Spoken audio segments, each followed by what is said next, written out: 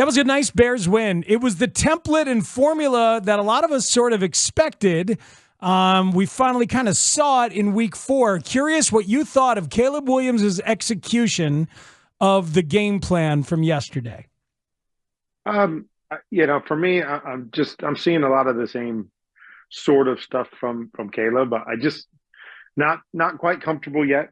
Missing throws that we've seen him make a bunch of times.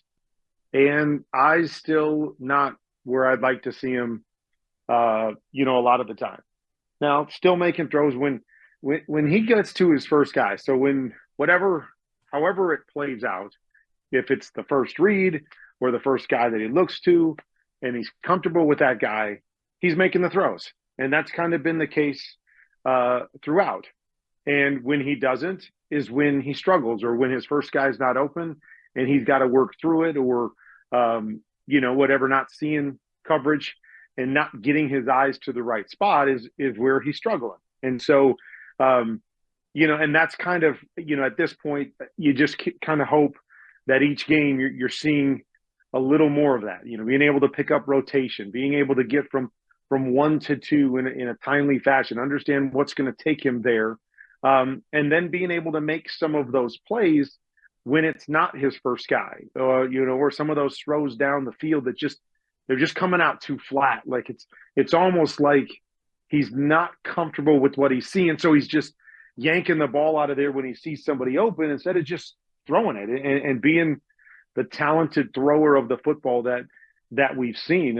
You guys watch it. There's just, some throws that I know he can make, and he's missing them right now. And I just have to believe it's because he's just not comfortable with what he's seeing, so he can just relax and play and throw. Kurt, where was the point where you felt comfortable? Because Mark Sanchez had mentioned this during the game yesterday too, that it seems like there is still a little bit of Caleb needing to see it all the way before he trusts to throw it. When did the light kind of click on for you at the NFL level of, I can throw it and trust the guy's going to be there? Because on the other side of the field, you did see Stafford doing that, where guys weren't even out of their breaks and the ball was already on him. Well, I mean, I think a lot of it is just what you're used to, and also what you're good at. There's a lot of guys in this league that have to see it come open before they throw it. And again, I will continually go back to this idea of pure progression versus defender read, is that once a defender gives me a read, now I can anticipate and throw. I can know where I'm going with the football. I can get there and let the ball go. If I've got to wait to see if a receiver gets open, when he makes his break, is he open? That's going to automatically lend itself to being late in a lot of situations, unless it's like your first guy and he's going to be open right off the bat. Okay, now I can get the ball out. And I think another thing that Caleb has never really had to play in that anticipatory type, world. He's always been able to buy time. He's always played with, and I make this, argument sometimes. I've got a son that plays college football, and he's, not playing at the Power 5 level with some of these teams that are so talented across the board. And I've often wondered, that sometimes when he's playing, it's a lot harder. It's a lot harder than playing with really talented guys across the board that are better than the guys on the other side. When it's more evenly matched, I wonder if that forces a quarterback to learn those things and to ultimately be better in the long run, because you have to see it, you have to get it out on time, you have to anticipate all of those things. Whereas if you're playing at a USC with all the talent around them, where maybe you have more time in the pocket to kind of sit back there and let things get open. Your guys on the other end are going to be more open than they would be in other places. So you can be a little bit later with the ball and still have a lot of success. And I sometimes wonder if that ultimately can be a detriment to quarterbacks when they get to the next level and you got to play faster. You don't have time in the pocket, and guys aren't going to be as open. It's not Alabama USC open. It's NFL open, and NFL open is, man, they got to step and you got to have the ball out and there, because if you're late, these guys in the secondary are going to close those windows. And so, you just wonder about all this stuff, because when I was playing, I had to do that. I didn't have the ability, no matter where I was playing, or just my physical ability didn't allow me the chance to be late and to not anticipate. And so it's hard for me to kind of correlate, because I've never played the way these other guys have played. And I was forced earlier and earlier, because of my skill set, to learn those things. And if you didn't learn those things, then, you weren't going to be playing, or I wasn't going to be playing at the highest level. So I think it's an unfair comparison based on who I was and how I had to play compared to these other guys. But I do believe that's a part of it. Really talented colleges, really talented quarterbacks that can create more time, and they have the ability to throw the ball with more velocity. You get away with more when you're in those situations than you can at the NFL level. And I believe it hurts a lot of guys that don't have that capability, especially in the early stages when they make the transition. All right, Kurt Werner, you're killing my buzz. You're bumming me out a little bit. Hey, you won. You won. I've always said one of the beautiful things about this league is when you can win and not play your best. Sure. That's part of it, is that you're not always going to be at your best. And so you're finding ways to win while your young quarterback is learning That's right. how to play the game. Sure, so absolutely. There's plenty of positives to take from it. It's just we all want to see a finished product. We all want these young guys to, live up to their potential day one. And, it's always going to be a comparison when we got C.J. Stroud and now we have Jayden Daniels playing at the level that they're playing at. You're like, why isn't everybody playing like that? Well, it's hard. It's not easy to do. And, some guys may be a little bit further behind the curve because they, again, haven't been forced to play the game that particular way for a long time. And now they're learning how to do it. Yeah, no, I hear you, and we want to ask you about Jayden Daniels. But before we get to it, when I'm watching that game yesterday, I'm seeing a guy accept checkdowns and take checkdowns effectively to have positive plays in ways that I don't think he necessarily did some of the time in earlier games. Agreed. I agreed. Okay, good. And then he not turning the ball over, so we love that, obviously. And then the touchdown to DJ Moore, that's at least the second read, if not the third, going from left to right. An absolutely perfect ball in the back of the end zone. Why can't I feel good about those things, sir? You can feel good about those things. You're right. I mean, that happened. I said that, a couple weeks ago, is that one of the biggest differences between Jayden and Caleb and even Bo was, when they weren't sure what they were seeing, they were forcing the ball into tough positions and turning the ball over. Jayden, when he doesn't see it, he doesn't do that. He doesn't put the ball in harm's way and take those chances, and that's a big difference. So you're right. He didn't do that this past weekend. And there's always going to be times in games where he gets, to a check down. He did that a couple times nicely. And you're right. The touchdown pass, that was awesome. He had like a choice route over to the left-hand side, and he came back to what we call a stump, which is just a stick pump on the other side, and laid it up and over. And again, that's the kind of throw I'm talking about. Nice touch throw, up and over the top, not too much velocity where he's missing it, and he drops it in the back of the end zone to DJ for the touchdown. So I agree with you.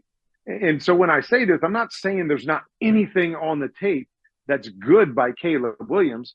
It's just, I just know playing the position, you've got to do some of the things that I'm talking about more consistently to play at an extremely high level. But as I said, you've won a few games, and so you're still in the mix while your quarterback's learning and your offense is coming together. And so it's always a positive. Kurt, why was the Bears run game better yesterday? It's a hard one to put your finger on. They obviously did a better job up front. It's always nice when you can get a big run somewhere, right? To hit home runs. That's another thing that I always say, it's really hard in the NFL to make 10 and 12 play drives every time you step on the field. And the Bears haven't been real successful at making big plays this year. In the pass game, run either one, they're not doing very well on those big pass plays. So now you're asking a young quarterback who's not quite ready yet to drive your team 12 plays every time and not make a mistake, or not somebody up front to make a mistake, or whatever that is. So yesterday they get the huge run from DeAndre. And so those things are difference makers and change the complexion of games. They get a turnover that sets them up to get points. And so you're not turning the ball over. You're not giving the other team easy opportunities. And then you get a couple home runs in there, and now it changes everything for you. So I just thought they were more consistent up front and just having successful plays. Then they bust the big one. And that's kind of the key when you're running the football is it's not necessarily about getting a bunch of home runs. You'd love to get one in the course of a game, but are you winning those downs? And winning is really just 3 or 4 yards instead of having negative plays. And I thought they did a nice job of that yesterday. Kurt, Jayden Daniels is completing 82% of his passes. Ridiculous. It is ridiculous. It's ridiculous. That's awesome. So, and he's obviously so good with his legs as well. And there's a special thing happening in Washington. And it, of course, makes Bears fans, some say, did we take the wrong guy? So Is Jayden Daniels being asked to do the same things that Caleb Williams is being asked to do, to your eyes? Yeah. I mean, maybe even more in certain situations. And here's the first part of the equation. If we went back and looked at tape of these two guys last year, Jayden Daniels was the better quarterback in college across the board, doing what you knew you had to do in the NFL. He was the better quarterback last year on tape. That's why he won the Heisman. He was the best player in college football. So when you're drafting, if you're drafting Caleb Williams because you said he was the best quarterback in college last year, then you missed. If you're drafting Caleb Williams because you say he's one of the best quarterbacks that we've seen in college, he's got greater potential, and even though he may be further away and it may take a little bit longer to get there, we believe the upside at the end of the day is more with Caleb than it is Jayden, then that one makes sense. And so now we're seeing that. Jayden a little bit more prepared because of how he played and how they asked him to play than Caleb. So he's ahead of the curve right now.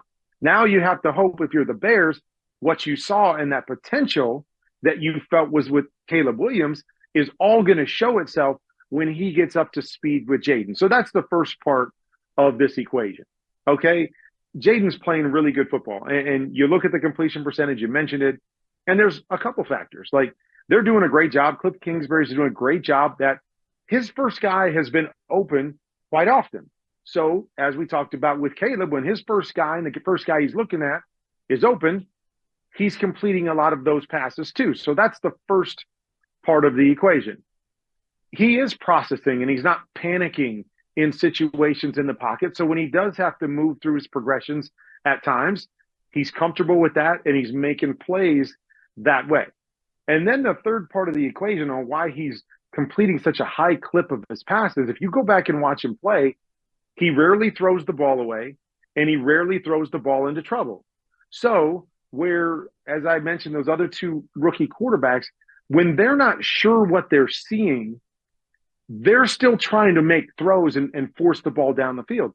Jayden Daniels is not doing that. When he's not comfortable and doesn't know what he's seeing, because there's plenty of times he doesn't know what he's seeing and he's missing things that are in front of him. But when that happens, he's still making positive plays, whether that's completing a check down or just tucking the ball down and running for 3 or 4 yards, or making a play around the edge. And so there's not that trying to force the ball, into coverage or down the field that is going to lead to an incompletion there. It's, hey, I'll tuck it in and I'll go make a 3 or 4 yard play and I'll make a positive play and I'll keep us ahead of the chains and we'll win that way. And it's leading to high completion percentage because he's playing well. The system is working well for him.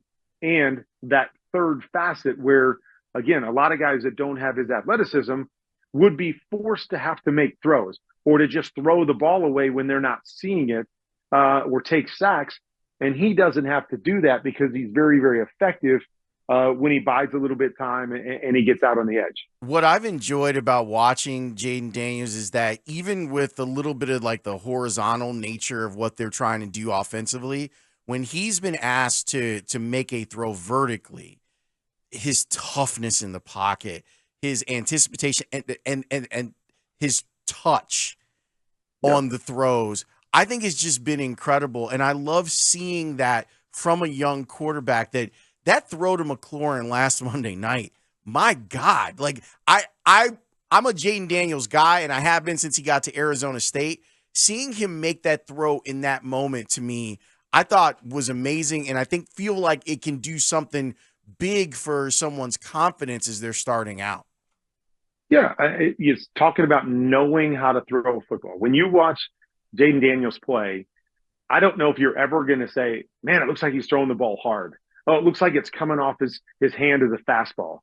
No, everything, and I always use this term that I always say, I like when a quarterback throws it, that the ball's always firm, but it's soft. And my son always tells me, Dad, that's not physics. It can't be firm and soft at the same time, but it can be. When you engage your core and throw it, you have the ability to have touch on the football, but it's firm enough that it always gets there. And when you watch Jayden play, that's how he throws the football. There's plenty of velocity. It has no problem getting where it's going, but there's always an arc and there's always a touch, and it seems soft coming to his guy. When I'm talking about Caleb, and I was talking about it earlier, he's got some balls that just come off his hand like a rocket. And so when that happens, you're either on or you're off. Like, there is no margin for error when the ball's coming off 100 miles an hour. If you miss by a foot, you miss because your receiver can't adjust to it. And Jayden throws an incredibly catchable ball. He's got great touch and great feel for the different throws, and it allows, again, we talk about completion percentage. It allows the receiver to adjust a little bit when the ball is in the air and increase your ability to have, a high completion percentage, as opposed to the quarterback having to be perfect and dropping it right on their receiver because they don't have that same feel. So there's a whole bunch of things that you have to like about the way Jayden is playing right now. But that's always one of my favorite things, is when a guy understands how to throw the different balls that he's throwing in a game. That simply just elevates them in my mind as a quarterback, because it's understanding, do I have to put this one up and over a linebacker instead of waiting for my guy to get around a linebacker and then throwing it really hard? All of those different elements go into playing the quarterback position, and he's doing it really, really well. Well, Kurt, we appreciate the spirited exchange, even though I haven't yet watched the All-22, nor was I a Hall of Famer, nor did I throw to Isaac Bruce and others. So thank you for the exchange, sir. Appreciate it. We'll talk to you next week. All right. Sounds good. All right. You got it. It's Kurt Warner joining us right here on The Score. Yeah.